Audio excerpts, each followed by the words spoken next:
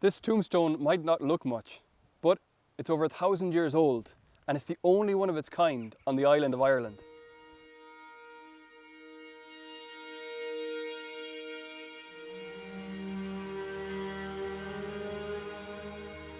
We're here in Castledermot, County Kildare, on the site of the monastery founded by St. Dermot, who gave his name, of course, to the town of Castledermot.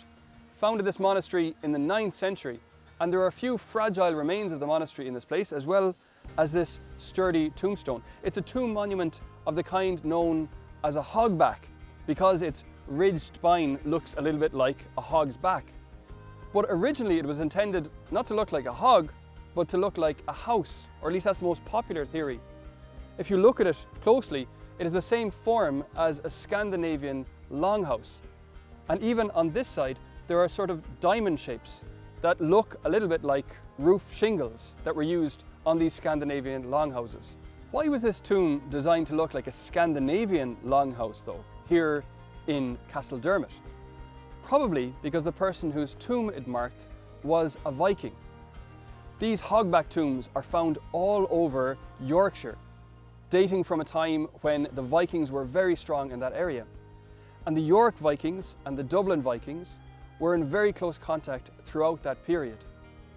So it's possible that the man who was buried here was either a Viking from York or a Viking from Dublin who admired the tombs in Yorkshire, or maybe, possibly, a Gaelic Irishman who came under the influence of Viking culture.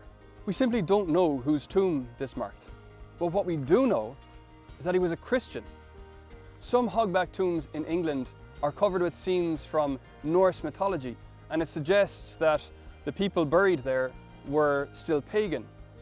But this tomb, on this side of the monument, is marked by two simple crosses, quite clearly indicating that the man buried here was a Christian, whatever his ethnic background. We don't often think about Scandinavians as being part of the story of Christianity in Ireland. We think of the Vikings as a merely destructive force, and indeed they did burn down the monastery here twice in the 9th century. But we forget sometimes that the Gaelic Irish were perfectly able to burn down monasteries as well in advance of Viking arrivals.